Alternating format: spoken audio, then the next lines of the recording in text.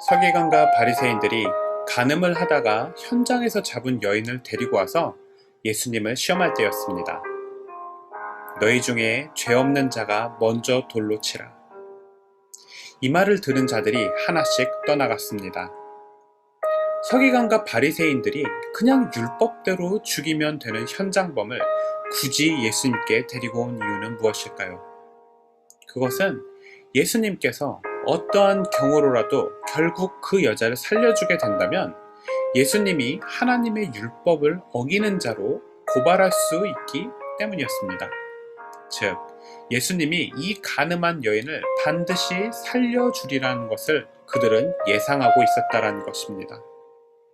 그런데 그들이 예수님이 간음한 여인이라 할지라도 여인을 살려주려고 할 것은 알았지만 왜 반드시 살려주려고 하시는지에 대해서는 알지 못했습니다. 모두가 떠나간 뒤 예수님과 그 여인만 남아있게 되었습니다. 너를 고발하던 그들이 어디 있느냐? 예수님의 물음에 여인이 대답합니다. 주여, 아무도 없습니다. 예수님을 시험하려던 자들이 예수님의 지혜로운 말씀에 퇴치된 것 같은 모습이 시원해 보이기도 합니다. 하지만 그들의 잔꾀를 넘어서 이 여인은 예수님께 칭찬을 받거나 예수님께 구원을 받아야 될 만한 조건이 없습니다. 이 여인은 간음의 현장에서 잡혀온 현장범이기 때문입니다. 우리 예수님은 평소에 간음을 한 사람만 죄인이 아니라 간음을 할 음욕만 품어도 죄인이라고 하시던 분이셨습니다. 이렇게 죄를 철저히 미워하시는 예수님께서 현장범인 이 여인에게 이렇게 말씀하십니다. 나도 너를 정죄하지 아니하느니. 이 여인이 죄가 없다는 것이 아닙니다. 이 여인이 죄가 적다는 것도 아닙니다. 지은 죄에도 불구하고 예수님께서는 이 순간 정죄치 않겠다고 결단하셨다란 말입니다. 이 결단 속에는 용서받는 이 여인에 대한 또 용서받는 우리에 대한 기대가 있으십니다.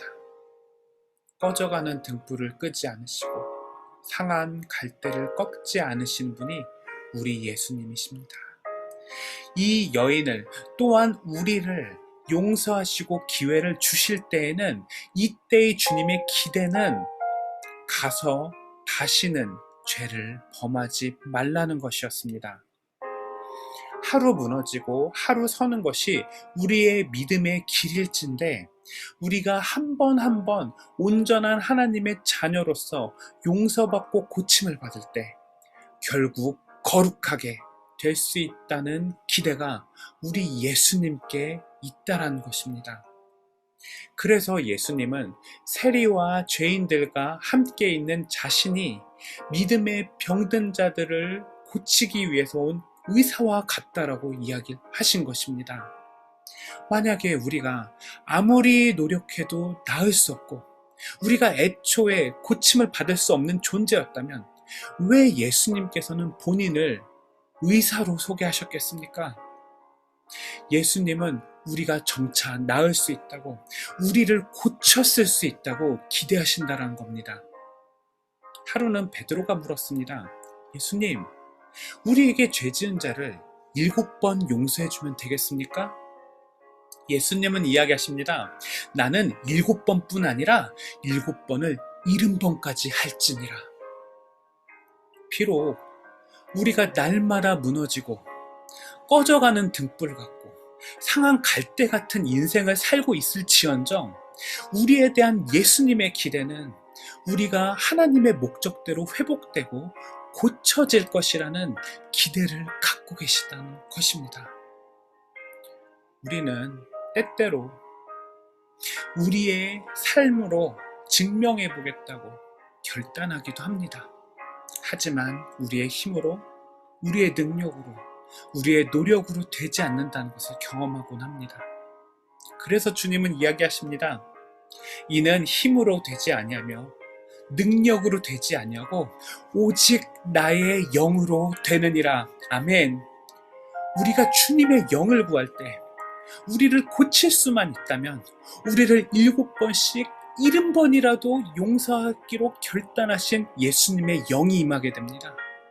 그리고 나와 하나님의 관계가 온전히 회복되기를 원하는, 기대하시는 우리 예수님께서 우리의 상황을 통하여, 우리의 사건을 통하여, 우리 주변의 사람을 통하여 일하기 시작하실 것입니다.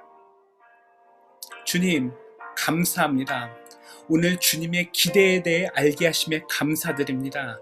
주님 함께 하시고 우리를 마음껏 변화시켜 주시옵소서. 우리를 마음껏 고쳐 주시옵소서. 주님 함께하여 주시옵소서.